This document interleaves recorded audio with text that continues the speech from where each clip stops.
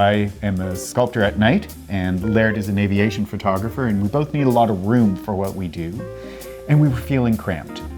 We wanted something mid-century-ish with lots of trees and space. And so we've got a nice big backyard now. We had a pool at the old house, so we wanted a pool here. And we just liked this house because it had space for us to grow. We spent a lot of time in Palm Springs, and we always end up staying in these really cool mid-century houses, and we thought, hey, maybe we can recreate that in Southern Ontario. So you'll see a lot of that in the house. Our builder, BenHomes, who were sort of the design builders of the house, really got what we were trying to do as well, and they share the same aesthetic sensibilities. So it was kind of a symbiotic relationship with them. They really brought out the inherent Palm Springs in Burlington, Ontario. The mudroom was essentially part of the garage. There was no mudroom. There was a pokey little entrance with a strange little closet, no access to the garage from the entrance, which was very odd. So we just turned that into the sexiest mudroom in Burlington. So it's a very practical entrance. Yep. It needs to allow me to get my sculptures out easily through the garage or through the front door. And it's got great light because of the addition of the clerestory windows up top. That was just a beautiful volume of space. There's the circulation spine. You can either go downstairs to Laird's office or you can come upstairs. It's a classic split. There's a generous landing, which is a bit of an interesting transition space that we didn't quite know what to do with, but our builder thought that it was a fantastic opportunity to kind of cleanse the palette between the addition, the mudroom, and the more traditional older parts of the house.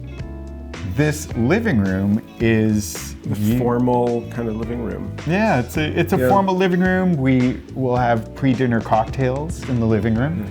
It's where we have friends. We both collect books, and we had an 18-foot long wall of books in our Toronto house that we loved and wanted to transport that idea back here. You know, I put myself through school working in a library, and books have been a really important part of my life. I work in publishing, and Laird too has a great relationship with books. And books can be really beautiful, so we wanted to create a wall where we could celebrate our collection of books and treat them like art. So you'll see there's a shelf where we can display various titles from time to time, and we cycle through books, we open up pages. We treat it more like sculpture, really. And our bookshelves to us have always been that. They've been a really big sculpture and a big part of the house. The dining room is probably a bit more Hollywood Regency-esque. We found the dining table at a antiques place on Queen West, and he just wanted to get rid of it because it's so heavy. It's 3 inches of solid marble. It took 5 guys to move it out and then move it in, and they were cursing the entire time. So that doesn't move. We are afraid it's going to break through the floor one day, but that's what engineers are for. And then we found the chairs at a fun store in Palm Springs when we were there. And then we found the buses, the art on the walls at Filter in Hamilton. And they're fantastic. We have no idea what the backstory is on the painter. So we've made it up. Yeah, we just figured he's a retired engineer, and this was his retirement project. Yeah. Because some of the paintings have photos of the exact bus with a family member in front of it. So he was obviously in love with transport, as are we, and this was his little hobby, or so we think. The kitchen is basically the same layout as it was before. There was a little dinette table for 2 at the side, and we love that idea, and we love the idea of a banquette or an eat-in part of the kitchen. But again, we just wanted to keep it simple, keep it clean. Todd suggested the color of that kind of mossy. Yeah, he thought green. It was a kind of a typical mid-century palette. Yeah, and that with the orange bench as the well. Orange bench. And the teak handles for the cabinets and the fridge were a great addition. And that ties into the paneling around the kitchen. And putting the paneling on, that made the kitchen almost like a little jewel box, separate from the living area itself. Todd was able to source the countertop. He did a renovation of a bar in Burlington, and that was the actual bar. It looks like marble, but it's not. But it has great texture to it. And it worked so well with the kitchen and the aesthetic. kind of fits with the whole idea of not wasting again and reusing as much as we can. You know, other than the teak walls throughout the house, most of what you see was repurposed from our previous home in Toronto or easily sourced locally. We also wanted to avoid getting too kitsch with mid-century. Like, we found a lot of mid-century inspired homes take it a little bit too far. You know, we're a little bit more maximalist than that era would suggest, and a little bit more Baroque, and we like putting in little touches of humor here and there that you didn't necessarily see. I mean, a lot of mid-century took itself too seriously. So yeah, it was fun, and we feel the palette achieves that. It's a little bit more fun. We use every room seasonally. You know, in the winter, we're in the lounge / smoking room / former exercise room having a cocktail. It's sort of become the speakeasy in a way. I guess at some point it was someone's den. Has really, really funky paneling. It's quite atypical. It sort of looks like leopard spots. Yeah. It's where we have a drink and listen to music and read before dinner in the winter. It's such a cozy room. We reconfigured the 2 bathrooms. There was a principal bathroom off the main hall, and then there was a powder room in the principal bedroom, which didn't make sense to us, just a toilet and a sink.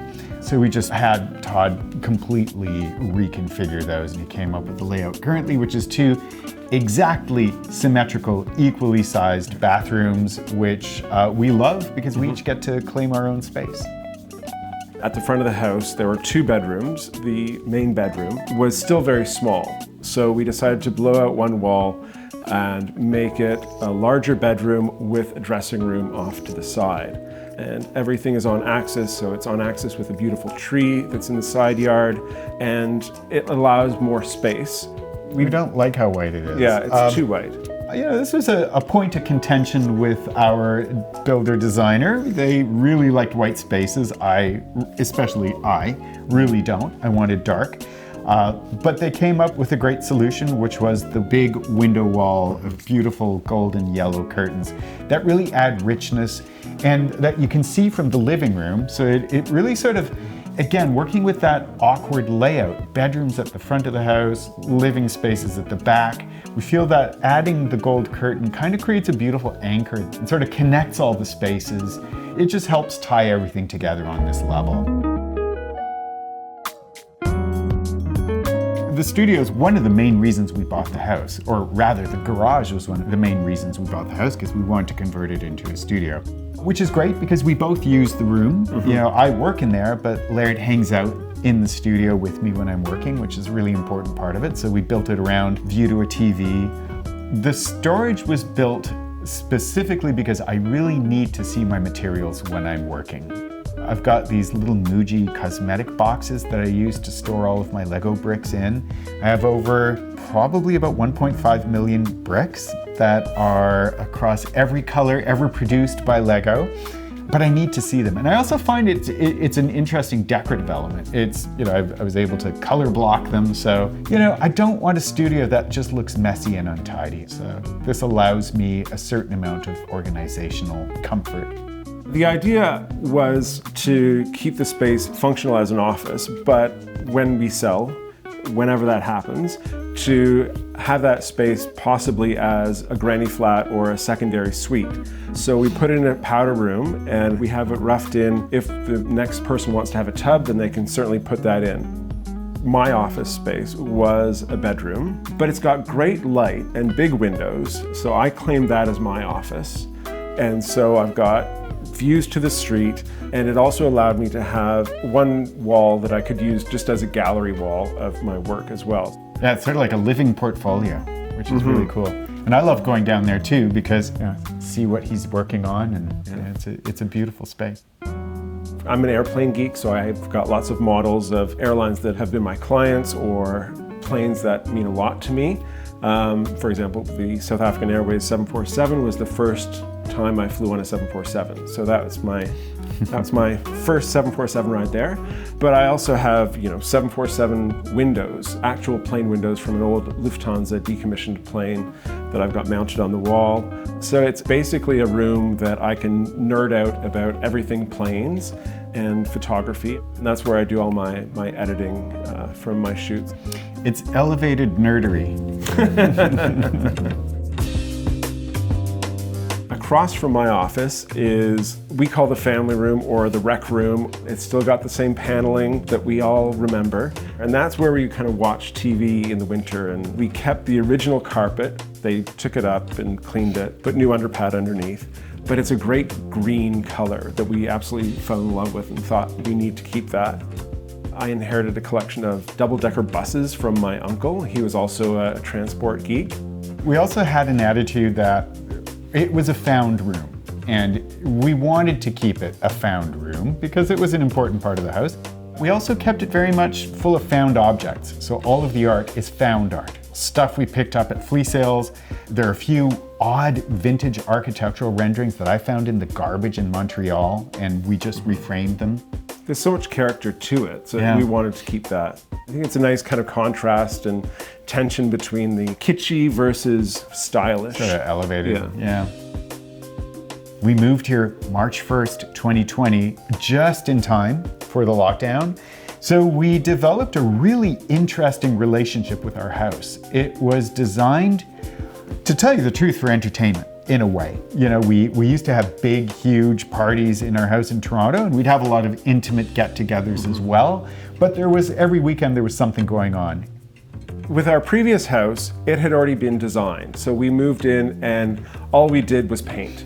Whereas this house, we were able to kind of customize it to what we wanted. And so it feels more like us as part of the house versus the previous house, because we had our hand on so many decisions. Yeah. But it kind of fits with our hobbies and our interests. We're total infrastructure geeks. I've always loved public transport.